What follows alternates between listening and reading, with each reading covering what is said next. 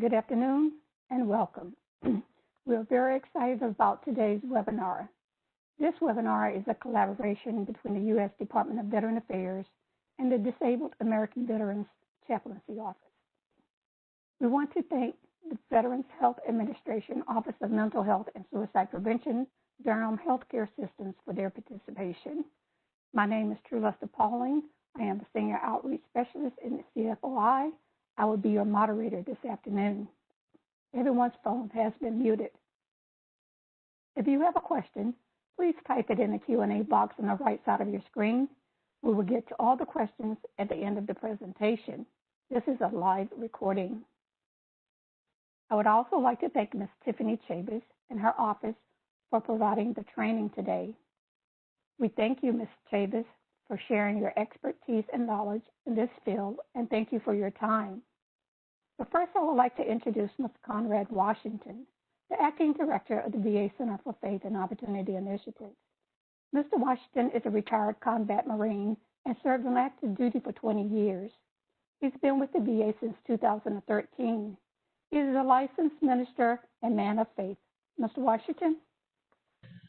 Thank you, True. I appreciate it. I want to first thank our special guest, as you did as well, Chaplain Dover. So great to connect with you again. We appreciate you taking time. You have a very big impact on DAV, Disabled American Veterans. So I appreciate you being here today and sharing your wealth of experience in the ministry and in life. And Tiffany, as always, out there in Bible country, Bible Beltway there, we're excited to have you again because you serve as a suicide prevention coordinator, which is awesome, and you are on the front lines dealing with so much. And again, I appreciate working with you again. And also I want to take time to thank all of you all who are on the call today for joining us because suicide prevention training for clergies is important. And here at the VA, the Center for Faith, we've had a lot of events and webinars, but I would tell you, every time we have an event with clergies, I feel very, very special to be a part because I know that what you do is important. It's not just a check in the box. I also believe that the gift that you have will make room for you and place you before great men, which all of you are doing great things, and I appreciate that. And I'm sure that you are impacting your communities. And I hope that, and I believe this webinar will be helpful to you, right? But here at the VA, we have about 2 to 3 webinars per month, right? And so because of that, we have a wide array of veteran-centered topics. And we believe that faith, which is identified as those things hoped for, evidence not seen, makes a difference in the resiliency of our veterans, right? And so we ask that you would partner with us, and you'll get more of what you get today, except on a larger scale. We have, again, a whole bucket full of things that we want to share with the clergy and the faith-based community across the nation, and it's ecumenically, right? So we partner with a lot of different organizations, internal and external. One particular that I want to share with you today is the Prevents Office. That's the President's Roadmap to Empower Veterans and Fight the National Tragedy of Suicide. And they're here to help coordinate efforts at every level, from state and federal and local, at every avenue, from education to academia to you name it. And so because of that, they have a lot of initiatives going on. So I would advise you to take advantage of the information that my team will send out to you so that you can partner with us and partner with them so that we can touch the lives of the people who you serve, because we know we serve our faith by serving others. So with all that being said, I'm not going to keep running my mouth, but I do want to thank all of you for being here today. I appreciate it so much. And as my team here, I'll call them out by name because I have the greatest team in the world. True Lester Pauling, who you heard moderate, and Mr. William Morales behind the scenes making it happen. We are here because we care. Yes, we're being compensated, but just as the chaplain and many of you out there who preach the gospel from all different denominations, we know that you have to have a desire to do what you do. And so I can tell you that my team truly has a desire to do what they do. And I want them to know publicly that I appreciate them, and I appreciate you all for being here. So, hey, grab some coffee and some tea or whatever you need. Enjoy the presentation today, and if I could be in face-to-face with you, I would give you a big hug and say, hey, let's fellowship. So, with all that being said, Ms. True, you have it. Thank you, Mr. Washington. Now I would like to introduce Chaplain Michael Dover for a few remarks, but first I would like to say a few words about him. Chaplain Dover is a U.S. Army veteran and is the National Chaplain for the Disabled American Veterans Organization, serving nearly 1.2 million members. A native of Dearborn, Michigan, he served from 1981 to 2001 in the U.S. Army Infantry, retiring as a Master Sergeant.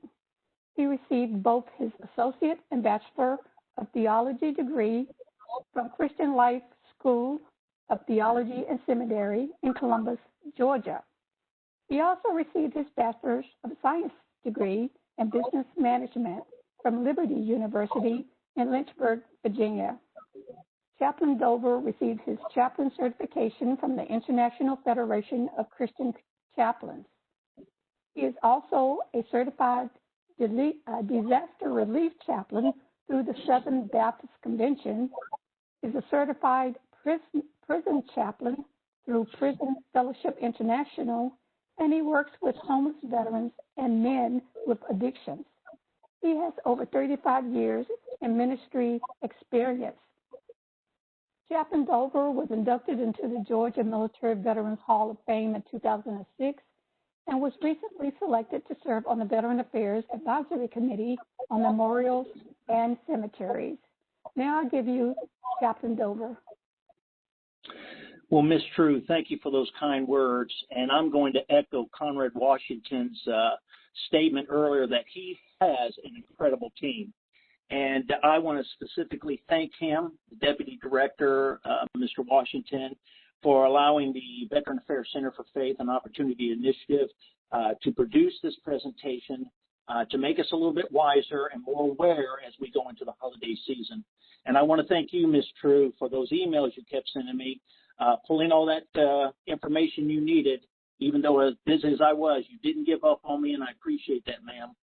And to Will, thank you. You are the Oz behind the curtain, making this all happen and making the presentation run smoothly so we can all talk to one another and get the material out, and I thank you so much.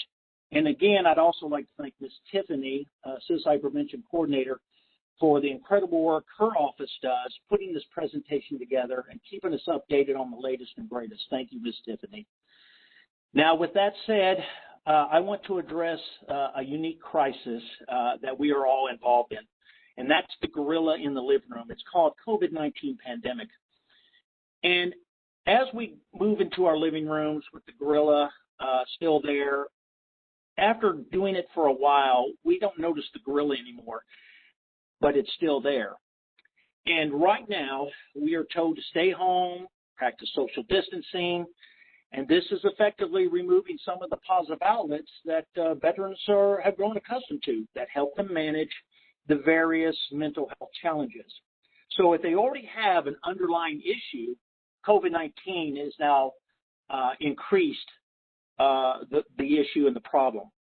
So these mechanisms that these veterans use to stave off depression and loneliness may not be currently available. And as I make that statement, I will say that there's a lot of CBOCs that are opening slowly across the nation, and help is going to be soon arriving en masse. But there are some sections of the United States where that is not available, won't be available for a long time, so we have to be patient. So in this COVID-19 pandemic, it's going to be normal to have increased feelings of loneliness, sadness, fear, and anxiety. And so with it exacerbating the mental health issues, I would just say that with the stress of social isolation, the worry about jobs, finances, and health, and the profound feeling of loss can trigger these depressions or anxieties for the first time, or exacerbate them as COVID-19 is going to. Now, that ain't the end. Now we're moving into the holiday season of Thanksgiving and Christmas. And you're going to look at that holiday season two ways. You're going to look at it as a fun time of year filled with parties, celebrations, social gatherings with your family and friends. Or you're going to be looking at it with sadness, self-reflection, loneliness, and anxiety. And so with all that being said, let me just share some light and give us some hope as ministers, what we can do to change the situation of the individuals we're going to encounter in our communities. So the first thing I'd like to tell you is that we need to be proactive. It is essential that we take the extra time to reach out to our friends and neighbors, check in on each other and seek help if we are struggling, and seek help for those who are struggling. And I would also like to present to you something that my generation doesn't appreciate very much, but we have social media out there. And there's a lot of bad things on social media, but this is a good thing. And it is through social media that we ministers and laypersons can go out and bring back that togetherness that chaplains have at their disposal. We can also use video conferencing like Zoom or Skype, and I think my family uses House Party to get that face-to-face with one another. And we can do the same to get that face-to-face with our fellow veterans. So take advantage of texting or phone calls to remind our comrades that we are all in this together. Send out those holiday cards, check in on a neighbor, or reconnect with an acquaintance through social media. We may be alone together, but this does not have to be a more difficult time. So reach out to one another, create new holiday traditions, check in on yourself. Who ministers to the minister, right? Keep in mind that this too shall pass and will not last forever. And again, use tactical patience. As COVID-19 develops, I ask that you take the appropriate steps to continue to protect yourself so we can all come back together and do the things we love. And with that, thank you very much. Thank you, Chaplain Dover, for those remarks. We all know the holidays can be different things for different people, and we know the importance of reaching out to our friends. Now I would like to introduce Ms. Tiffany Chavis, a suicide prevention coordinator that will be giving today's training. Ms. Chavis is a licensed clinical social worker with the Durham VA Medical Center Veterans Health Administration. She has been in this position with the VA since 2019. Ms. Chavis received her bachelor's degree from North Carolina Central University and her master's degree in social work from North Carolina A&T State University. Ms. Chavis has worked with children in foster homes, families in public housing, and homeless veterans and those at risk for suicide. She has an interest in overall wellness and resilience of veterans and building community partnerships, especially with faith community. Now I give you our presenter for today, Ms. Tiffany Chavis. Thank you. Thank you, Ms. Pauling. I want to also thank my colleagues at CFOI. I truly appreciate the partnership, and I feel kind of like an adjunct staff member of your agency, so I appreciate you all welcoming me. I also appreciate Chaplain Dover for just trusting the process and allowing me to present and spend some time with you all today. One thing on the slide, yes, I do enjoy spoiling other people's children, but what I enjoy most about that is sending them back home fully spoiled from spending time with Aunt Tiffany. So before we get started, I do want to offer a few disclosures. Firstly, I'm not a veteran. I have no direct veteran experience. However, I was raised by a Vietnam Army veteran who I proudly call my dad. And I also have the honor of learning from veterans, colleagues, and loved ones. And I defer to them about their experiences in military culture. Secondly, these sessions are typically offered face-to-face, and so for obvious reasons, we're not going to be able to do that today. However, I'm not able to assess the participants like I would normally do. And so should any of the content or subject matter that we go over today, should any of it trigger an emotional response, please select the communication or chat with all panelists, not all participants, but all panelists. And just let us know how you're doing and check in with us. And so during the webinar, make sure that you're okay. But after the webinar, please feel free to reach out to me directly. I want to make sure that that's said and that's understood, because I don't want anyone to feel left out or isolated in this process. So what we're going to do today, we're going to talk a little bit about statistics and kind of an overall, and then we're going to spend more time, though, talking about the partnership and why it's important to have a partnership with the VA and with faith leaders. So two of the main components to suicide prevention within the VA are community collaboration and suicide prevention education. And so community collaborations can include so many different aspects. Some examples are outreach activities, awareness fairs, community meetings, parades, awareness tables at shopping venues and other public places. We also participate in larger collaborations with the mayors and the governor's challenges, which pool partners together to consolidate resources for suicide prevention. They're usually facilitated by state and federal leaders, but it's to invigorate local stakeholders to partner, to work collaboratively. Another large component of suicide prevention is education. And so spending time with partners and what we're doing today, having conversations around suicide prevention. And we also spend time with veterans, their family members, and community members. And we offer introductory trainings like the one that we're going to kind of go over today. We also offer trainings on the Veterans Crisis Line, on SAVE, on how to intervene in a veteran's crisis. We offer safety planning for clinicians and clinical consultation for community partners. And we also collaborate with local employers to really discuss how to engage their efforts of veterans and veterans enrollment. So the statistics, right? We want to talk about the numbers because it's really important to understand why we're even here. The numbers of different risk factors can contribute greatly to someone's risk of suicide, although there's no single cause of suicide. What makes a person more likely are things like having a previous suicide attempt or having a mental health illness, depression, or having an increase in life stressors, and we'll talk a little bit more about that later. But also having protective factors can offset those risks. And we'll go further into our discussion about social determinants of health and how to include a sense of purpose in life and feeling connected to others and how that can minimize suicide risk and behaviors. So the facts about suicide. I mean, obviously, we would be concerned to see that 18% of all deaths by suicide in the U.S. were veterans. Yet veterans only make up 7% of the adult population. So veterans are more likely than the general population to die by suicide because of some factors that we don't necessarily consider day to day. Veterans are trained to use firearms. Veterans are more comfortable using firearms. Veterans also, because of that training and comfort level, are more likely to use more lethal means to attempt suicide. And so the VA has adopted a public health approach.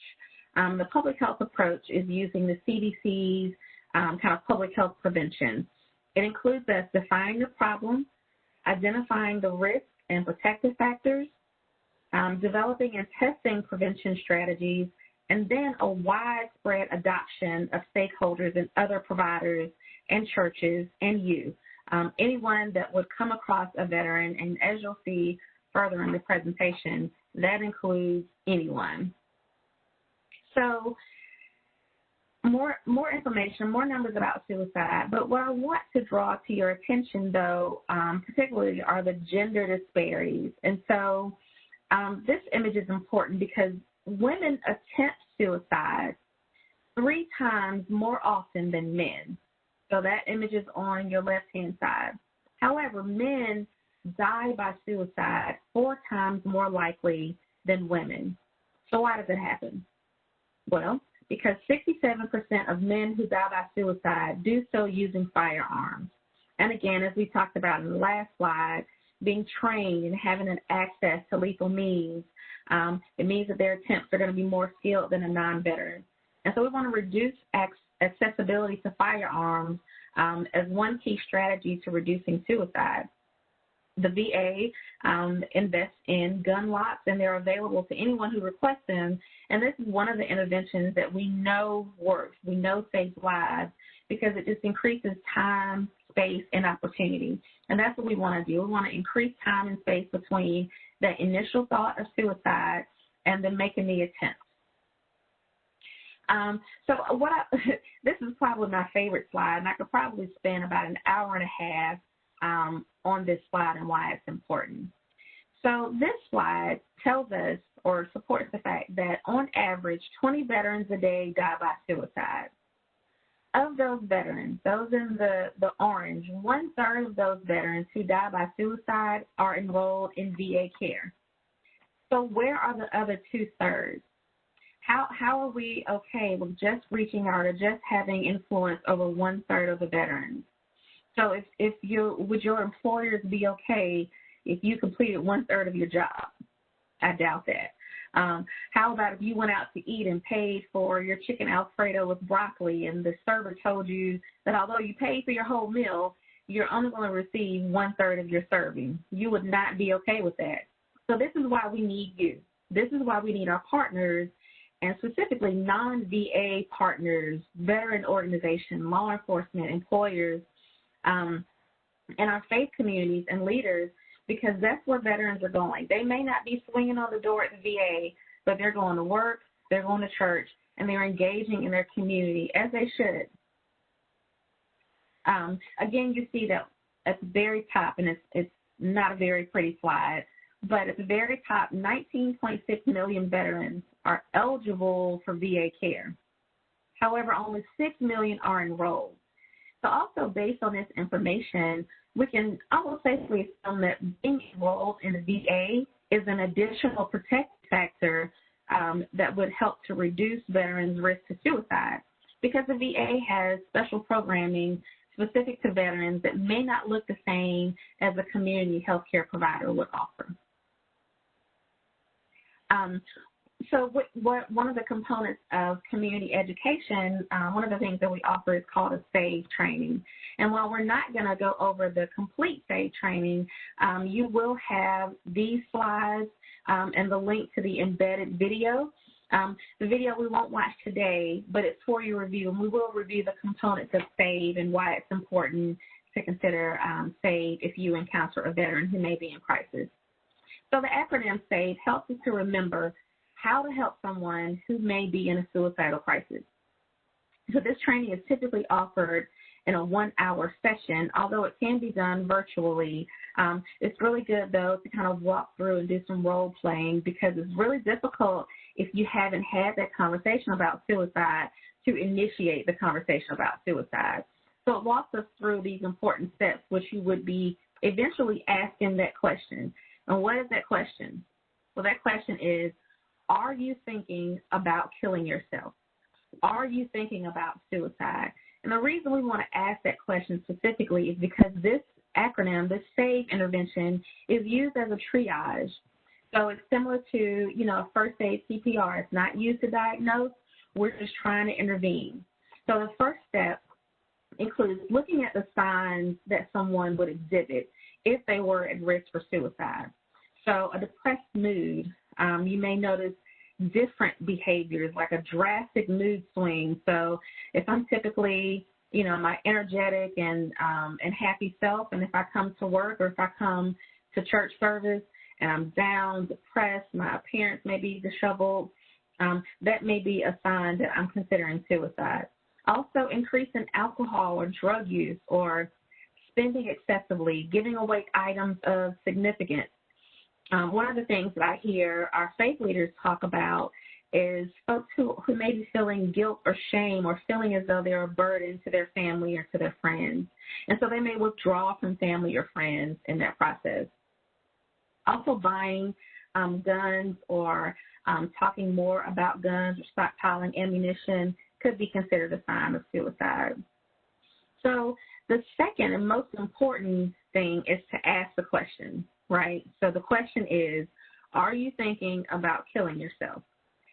Now, the special sauce, though, is not necessarily just asking the question. The special sauce is waiting for the response and being prepared for the response. If that response is yes, you have to be prepared for that response, for the response that you get. And also, I want to say that you have to ask the question without any sense of judgment. So asking the question directly, are you thinking of killing yourself? Are you thinking about suicide? and not necessarily you aren't thinking about suicide, are you? Because then that implies that there may be, some repercussions, or that you may feel bad or may not be able to help them, or that you may not be comfortable responding to them if they are genuinely thinking about suicide.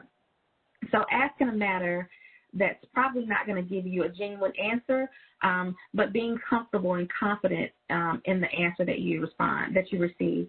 Also, that gives them confidence that you're able to hold on, that you're able to handle the information that they're getting. So third, we want to validate the veteran's experience. So let them know that you understand they may be going through a difficult time and that you're here to support them. So saying things like, I understand, or thank you for trusting me. I want to help. How can I support you? And this is where, I spend time, especially with faith leaders, because this is kind of where prayer could be used in a supportive way. But I also like to say pray about it and then what? Because prayer is extremely important to someone who has a strong connection to faith and spirituality. But in the midst of a crisis, they're likely questioning their faith. And so simply pray about it can imply that if they had a much stronger faith, then their situation would be different. And so we want everyone in crisis to know that we understand and that we're here without judgment. So prayer, yes, but prayer and then what? And lastly, we want to encourage them to get care. So if the response is urgent, then of course we're going to expedite care. We're going to call 911 or the Veterans Crisis Line or a local emergency mental health service. And like I said, this is triage. But if it's not something that needs to be urgent, like if they're not at immediate crisis, then we may want to offer going with them to that first mental health appointment, which can be scary and overwhelming. It's a place where judgment lives, right? So the VA hasn't necessarily pinned down the warm and fuzzy kind of therapeutic vibe that you may get outside of the VA. We're working on it. But it can be scary and it can be overwhelming, especially to someone who's had a recent crisis or someone who doesn't necessarily understand what's going to happen when they get to a mental health appointment. So going with someone could be extremely helpful. Now, this information, I hope that you'll take a moment, and I'll give you a few seconds, but I hope that you'll take a moment to take down this information. This is for the Veterans Crisis Line. The Veterans Crisis Line is available 24/7, 365 days a year as a resource to veterans and to the community. So please save it and have it wherever it can be convenient to you. I have it in my work cell phone. I have it on my personal cell phone. And I also periodically will distribute this information on my social media pages just because I want to remind everyone about the resource. So the Veterans Crisis Line is a national call center, and although the calls are routed to the national call center, local suicide prevention programs, which are nearest to the veteran who's called, will receive the information, and veterans are called back personally to follow up with them to ensure that they are, first and foremost, enrolled in the VA, right? Because we want to make sure that we're getting as many of those two-thirds enrolled in the VA, but also that if they need assistance, if they need support, that we're able to get them connected. This is a place where they may be getting assigned that first mental health appointment. They may even be getting assigned that first primary care appointment. They may not have had a primary care provider, which is extremely important. And so this is where the connections are typically made. So please take time and record that information, and I'll have it available in further slides as well. So over the next few slides, we'll talk about exactly why it is important that we have you as a partner in suicide prevention, particularly as a partner in faith in suicide prevention. As we seek to build resilience through increasing protective factors, we also seek to minimize any risk. And so the Center for Disease Control and Prevention defines social determinants of health as conditions in the places where people live, learn, work, and play that affect a wide range of health risks and outcomes. And so resources that enhance the quality of life can have a significant influence on population health outcomes. So we're talking in social determinants of health, we're talking about safe housing, transportation. We're talking about racism, discrimination and violence, access to education, jobs, access to nutritious food and physical activities and literacy skills and language barriers. So the research shows that having someone engaged in each of these elements and offering resources to healthy engagement minimizes risk factors by increasing overall wellness. So in the center, you see that little head, that person. So that's the person or the veteran. And surrounding them are the various pieces that provide protection. So imagine not having one of those pieces. So, for example, not having access to food, not being able to afford healthy food options, or not feeling safe in your home or your neighborhood, and how that can impact your overall wellness. So similarly, the VA has adopted a whole health approach to wellness. It's not to go against the social determinants of health, but it's more to combine the social determinants of health in a way that we can be more whole health oriented. So the Circle of Health helps you to explore connections between the different aspects of your life, your health, and well-being. So improving one area, just one area, can benefit other areas and influence your overall physical, emotional, and mental health.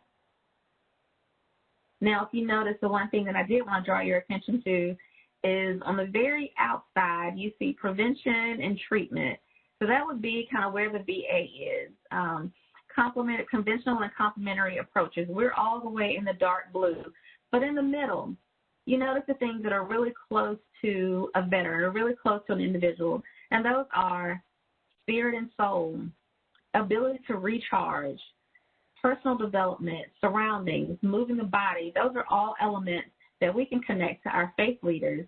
Each of the faith organizations that I've worked with have been involved in some element of those white circles closest to the individual, while the VA and partners are way on the outside, way on the blue. So it's important to engage our faith leaders so they understand how they can help veterans. So now side by side, we have similarities and we can overlap the two concepts. So based on research, we can understand why it's important for the VA to integrate its treatment and the public health model to include all determinants of health and whole health. Now here again, this is not one of the prettiest slides, but I borrowed it from another VA program out in New York State. And so they publish this literature which supports the purpose of our time today in today's webinar. And so we've identified the problem, right, veteran suicide. We've researched what works, the public health prevention and increasing access to protective factors. And so now we have to strategically place boots on the ground and engage, especially our faith leaders, in our outreach. So again, I'm going back to the 2/3. We got to find those other 2/3, those other veterans who are not enrolled or not engaged in the VA, and those are our most important assets. And they're likely in spaces and places we share, including the faith community.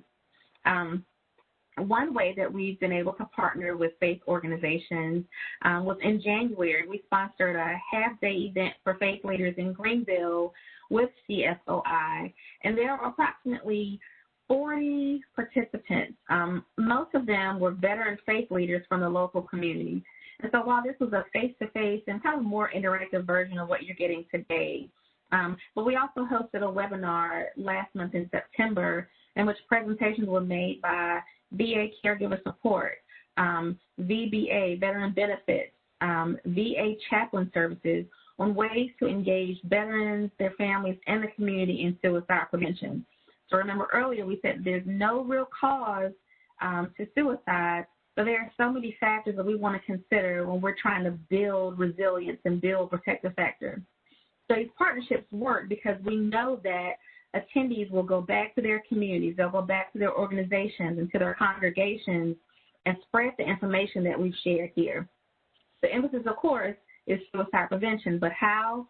Again, building protective factors through social determinants of health and connecting faith leaders to each other and to the VA. The most important. Now, I titled this slide Faith in Faith because I think that we need to have a little more faith in our faith, right? So we learn more about incorporating faith into our work, and I'm saying our work as our clinical work as a clinician because the research exists that supports faith integration, especially regarding a sense of connectedness.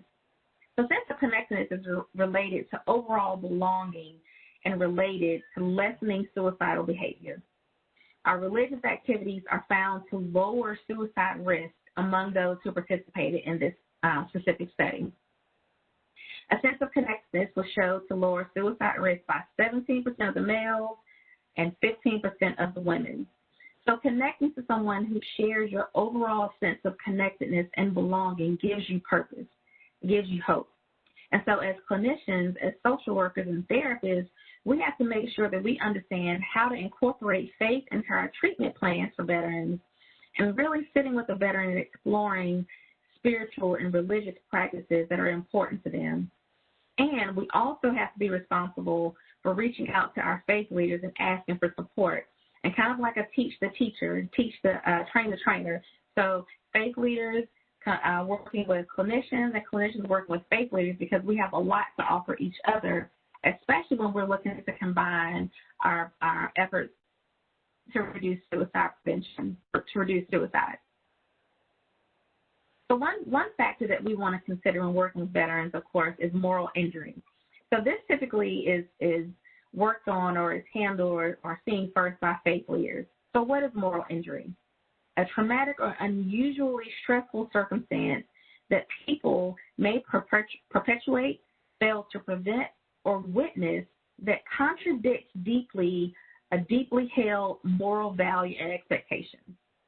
Now, when someone fails to do something, when someone does something that goes against their beliefs, and so moral injury is also dealing with the spiritual aftermath of something that you've been forced to do that you may not have had an opportunity to justify. And veterans are, by nature, more susceptible to moral injury just by nature of the training and what the culture entails. But moral injury can impact someone's spirituality. And so they may have difficulty understanding how their beliefs in relationship with a higher power can be true, given the traumatic experiences that the person has already experienced. And it may leave them uncertain about their spiritual beliefs. And so what I appreciate about this model is that you notice how the symptoms of PTSD and moral injury are extremely similar, and you notice how what we may see, what may come to the surface, can be very confusing. And although they're different, I think that we can consider how to jointly address the two. So traditionally, we've drawn very rigid boundaries around faith and around what the medical and mental health treatment models offer. And this model shows how important it is that we consider both.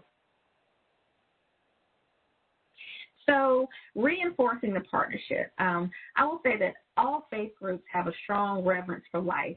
Now, there may be very vast differences in the doctrine or the methodology and certain principles, but all faith groups encourage a connection to a purpose in life. And most agree that suicide is painful, and therefore the different faiths can affirm that understanding the pain of suicidal thoughts and behaviors through training clergy on the signs and symptoms and providing collaboration with folks like me, mental health clinicians, and professionals can increase overall wellness. And we're still talking about just that basic connectedness and connecting to whole health, creating and promoting protective factors. Most suicides can be prevented. Going back to what we reviewed in the social determinants of health, as we consider overall connectedness and wellness, we also have to consider how to minimize the stigma of mental illness and how to incorporate language that is culturally appropriate. So this is where I pull in again, pray about it. Prayer is extremely important. It's also what I consider mindfulness, but we also have to know when it's important to say pray about it and when it's important to say, hey, hold on, let me call in the VA. Let me call in mental health so that we can get you seen, so that we can get you to appropriate care. And so we have to equip clergy with the tools and training needed to partner to reduce the risk of suicide, but also to reduce the stigma of mental health and getting mental health services. So on this slide, there are so many ways to partner. I mean, there are probably as many ways to partner as there are ideas that you have. So review a few of those that you have, and then I'll just share with you some of the most recent experiences, partner experiences that I've had. Hosting a webinar like this is probably the most accessible way, especially during these times, but others are helpful. So recently, I've been a guest on a podcast. I've also been a guest on a radio show. I'm speaking at a women's shooting club group meeting. But more, simpler ways could be posting information about the VA and about suicide prevention in your church or faith publications, starting a ministry group or a small group for mental health wellness or for overall wellness, to be quite honest with you, and also offering a small group or a special group specifically for veterans, because veterans' culture and experience is very different than what we would experience as civilians. So the options can be unlimited, and if you're willing or if you're able, I'm happy to sit down and go over a few options and then help connect you with your local suicide prevention team so they can help you implement. So another thing that I wanted to bring to awareness is just some points to consider when partnering with the VA or other partners in suicide prevention and mental health. And so these are meant to promote dialogue as you think about how you would structure your program, but also how it would align with your agency and with your faith group. So what attitudes or beliefs exist that you know about already towards suicide and about mental health? And then what resources may already be in place that you might be able to modify or accommodate suicide prevention and mental health wellness? So most faith organizations that I work with have a facility. The training that I mentioned in January, they offered their facility for at no cost to us. They also fed us, which is extremely helpful because we all know that you get more participation with food. So, again, considering the situation that we're in right now and not being able to do that, using a platform such as a webinar or WebEx training is extremely helpful, and your local VA suicide prevention coordinator can help you do that. So whatever you choose, the VA is here to partner.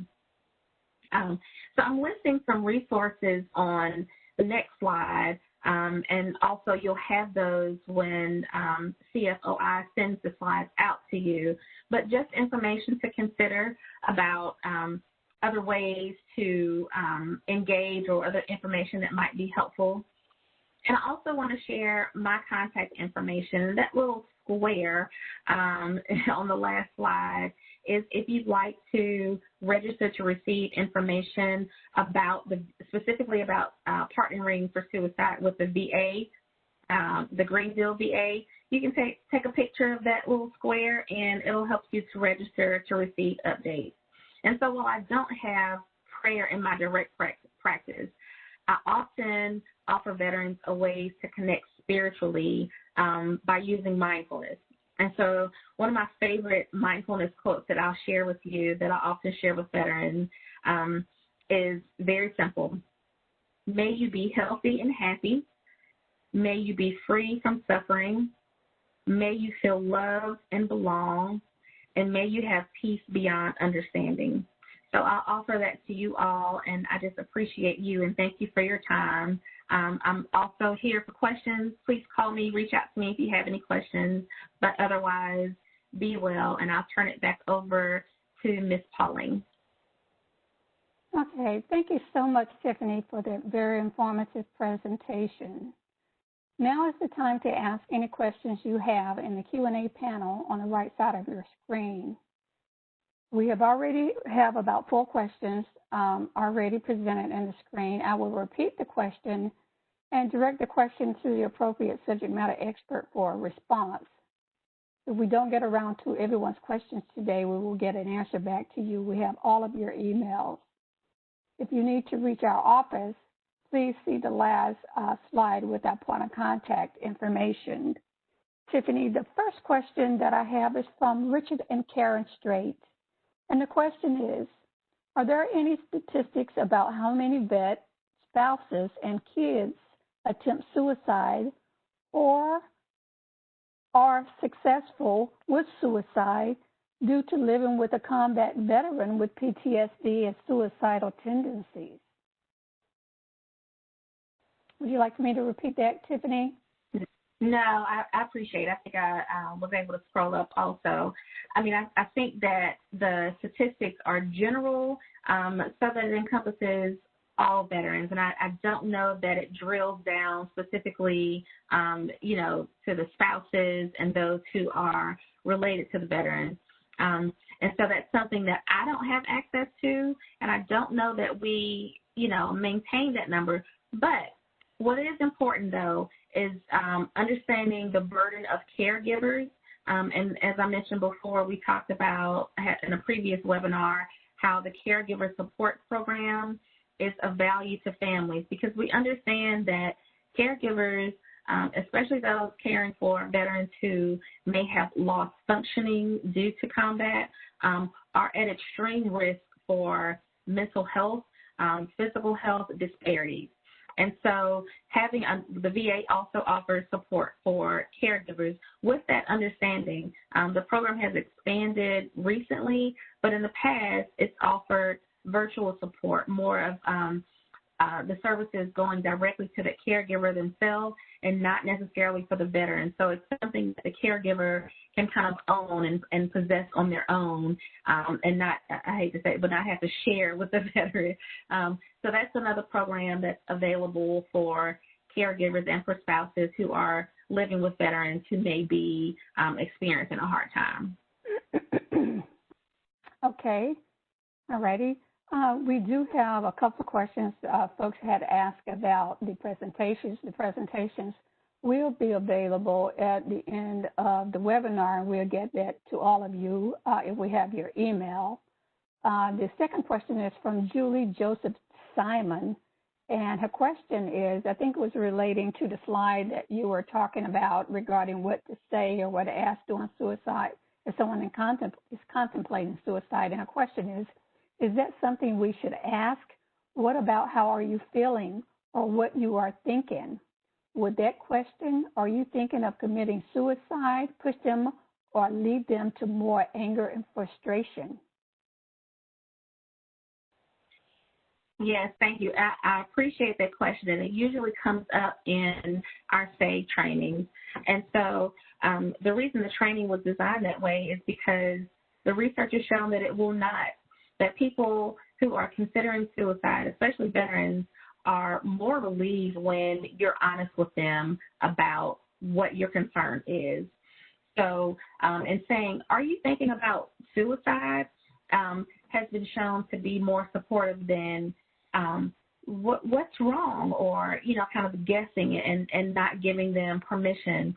The other thing that I didn't mention is that over 80% of people, just average adults, have considered suicide as an option.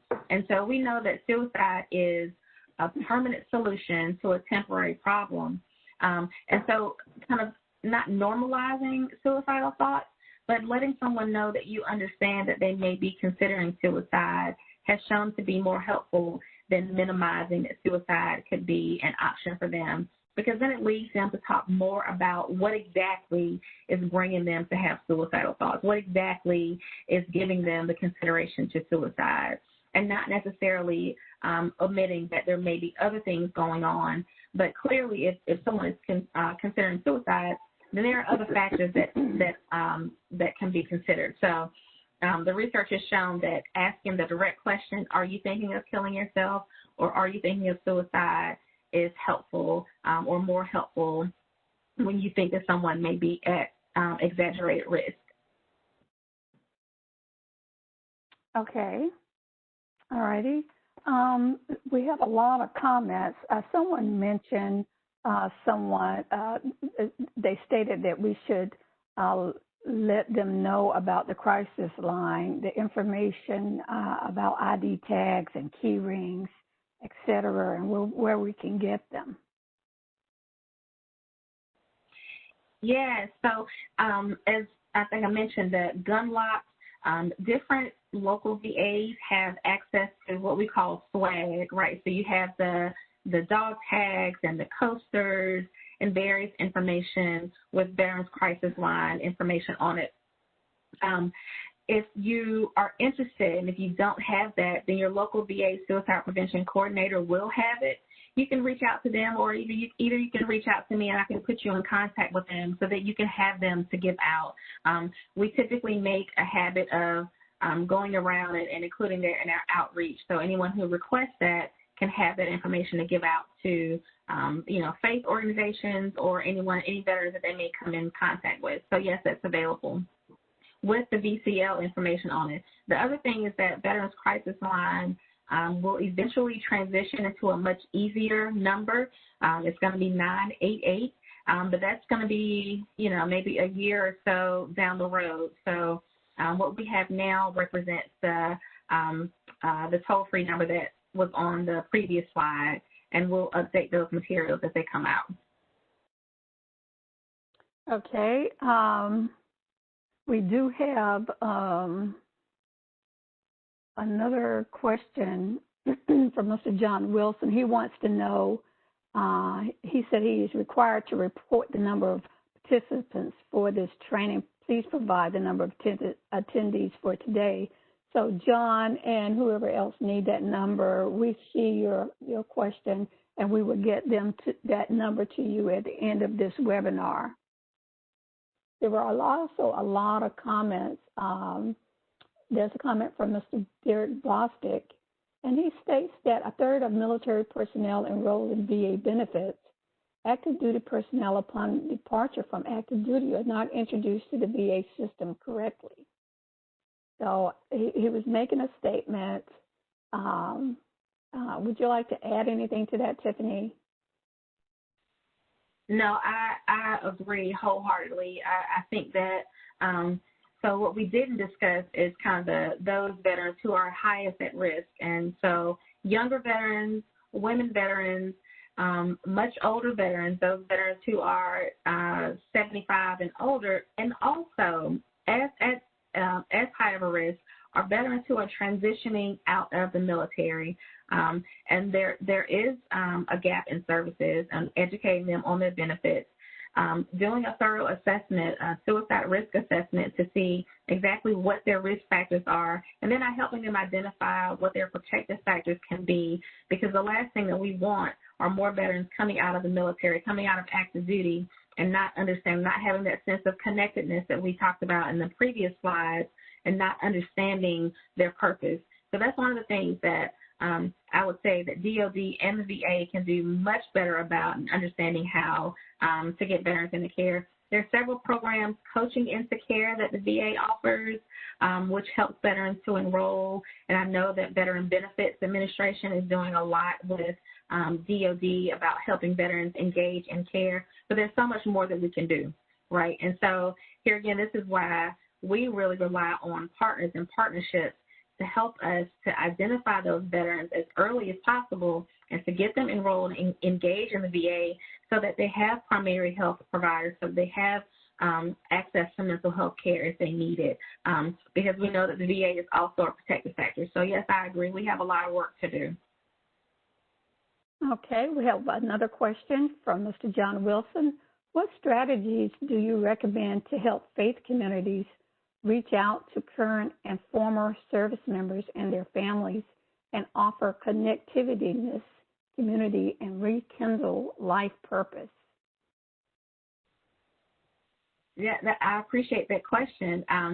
So, I would say, if the faith leader is looking for engagement, and just as I go out in the community, the faith leaders are encouraged to reach out to the VA as well, because, that's one piece that we can do collaboratively.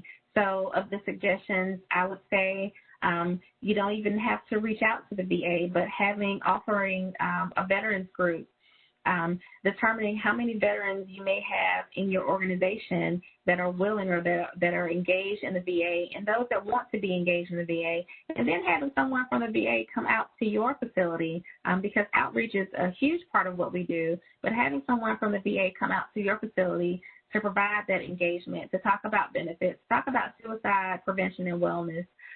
But those are things that each suicide prevention coordinator within the VA is responsible for. And so I would encourage you all to reach out to those locally. And if you're having difficulty or if you don't know where to go, then please reach out to me and I'll help you identify your local coordinator so that you can become engaged in that process.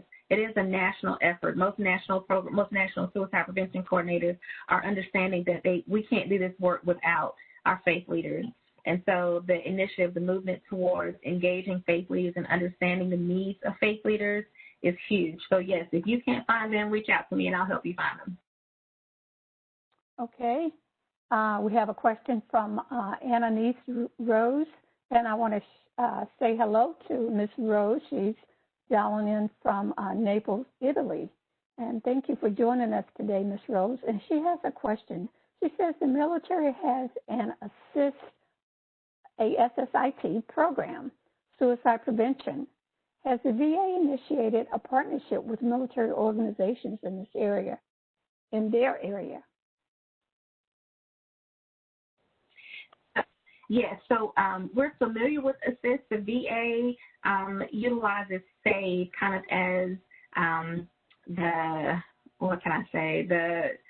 brand, if you will. ASSIST is used on the DOD side, and it's helpful. We have some clinicians who are trained and are able to teach ASSIST, especially out in the community. I am not.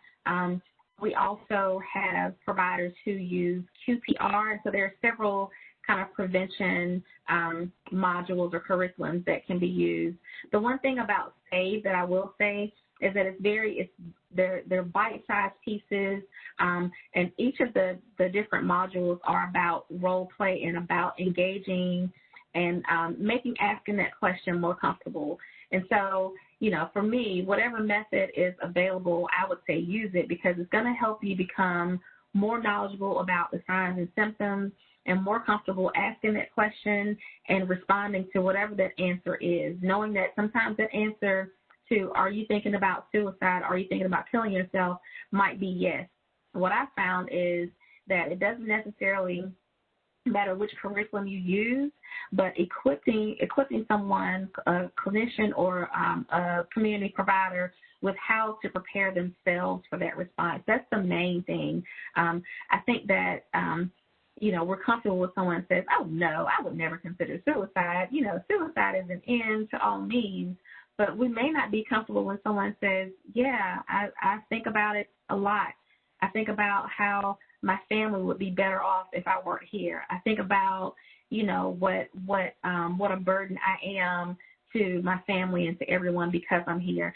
So I think that helping someone, helping prepare someone for that response, in whatever method it is, whatever training module you use, is most important. Okay, I'm going to go down a little bit here. I'll direct this question to Mr. Washington. This question is, as a clergy and chaplain, what are some of the other ways than this can we partner with this organization?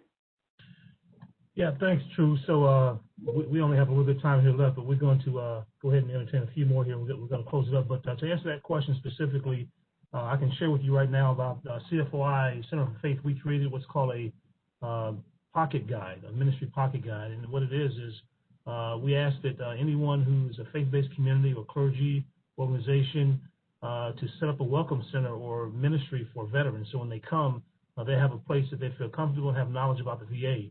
And in turn, what we'll do here in the VA and the CFOI, we will feed you information and resources that will help you serve those who come to that particular ministry. And that ministry or welcome center can be anything from a Starbucks coffee once a week to fishing trip or whatever it is. That's one way you can connect with us other than the webinars. So I hope that answers your question. If you need more, we'll have some contact information right there on the screen right now. You can reach out to me. But we do want to close and be respectful of people's time today. But other than that, that's all I have. Go ahead, True. Okay, so we do have a couple of other questions, and we have run out of time, but we will get your questions answered, and we do have your names, your email address, and we'll get back to you with your answer. And I just wanted to see, Chaplain Dover, if you're still on the line, there was a question directly to you, and the question is, what are the other avenues we have for the veterans during COVID? Since Chaplain Dover brought up this issue. So I think they want you to answer. Yes, ma'am. I think that to still be in the parameters of social distancing until COVID-19 gets over and we can then come together personally. I mentioned in my opening remarks that social media and reaching out and talking to others through letters and cards to let them know that they're wanted and that they're loved and they're not forgotten. And so one of the ways that we can make sure that they know that they're important is to reach out on social media, learn the systems, learn what Zoom does and Skype and how you can communicate, texting that we already do a lot of, and phone calls. There's nothing more relieving and wonderful than someone who hasn't received a phone call in a while receives one, and it brings a smile to their face, and it lets them know that they're very, very, very wanted. And so I would say pursue those avenues, and that's a beginning. And of course, that's not an exhaustive list, but that's the ones that are coming off the top of my head at this time. Thank you, Chaplain Dover, so much. At this time, we're going to adjourn it. Mr. Washington, if you would like to say a few words before we adjourn. No, thank all of you for what you do. Be blessed and stay faithful. Thank you for joining us. We will get back to you today with a response to the questions that we did not get around to. We have all of your emails, and we thank you so much for joining us today. If you registered for this event, we will send you handouts and a copy of the presentation after this webinar. This adjourns today's meeting. Thank you so much for joining us today. Stay safe.